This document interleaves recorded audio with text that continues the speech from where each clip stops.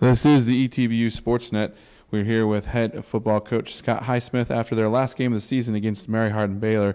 Coach, you fell to the number one team in the nation, but you played with them all the way through three quarters, tied into the fourth quarter, falling 31-21. But just recap that game for us in the final game of the season.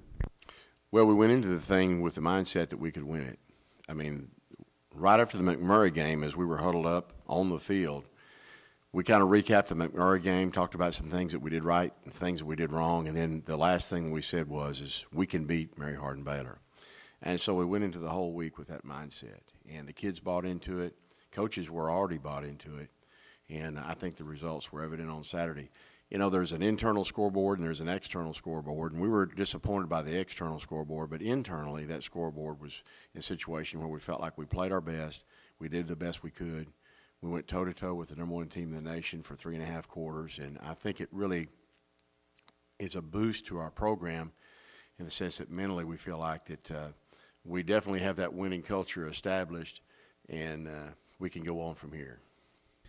Coach, just talk about the season now. You guys go 7-3, another winning season, third straight year.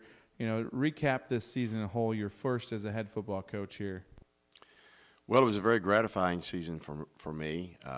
You know, every season has its ups and downs and highs and lows, but I thought overall that we played as well as we could play. You know, there's always some plays you wish you could have back, a game or two you wish you could have back, but I thought it was a great season. And don't get me wrong, I mean, I'd love to win a national championship every year. I mean, that's my DNA, and it's the DNA of our team and our coaching staff. But what you do is you know in your gut if you've done the best you could, and I know in my gut that this team, we pretty much got what we could get out of this team, and I'm proud of them.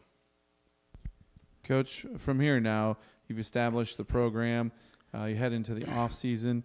Where do you take it from here going into the recruiting season? Well, you know, our coaches are out recruiting right now, and we'll obviously hit East Texas hard. That's we're trying to build a fan base here. So we'll hit East Texas hard. Obviously, the DFW Metroplex is the number one recruiting area in the country, so we'll hit that hard. Houston hard. The Beaumont Orange, Southeast Texas area hard, and then just wherever there's a player and a connection, we'll try to hit it. But we'll recruit hard. We're looking for a high-character kid that's got grades and can play the game and would fit into this culture here at ETBU. So we're going hard after our guys, and we'll see what happens.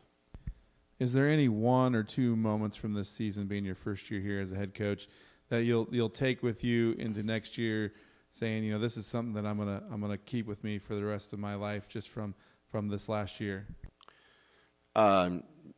Just staying in there and fighting, and never giving up, and becoming a baller. That you're not worried about scoreboards, you're not worried about standings, you're not worried about external circumstances or external situations. You're just, hey, all you know is that ball's on the field. They're fixing to snap it, and I'm going to do my job on the next play. And I think that's where our kids ended up at the end of the season, where it's like, hey, this is about playing the game with pride and not letting external circumstances, good or bad, affect me at all. It's just that I'm a football player. It's time to play, and we're going to do it. All right, Coach, thanks for talking to us here on the ETBU Sportsnet. Thank you.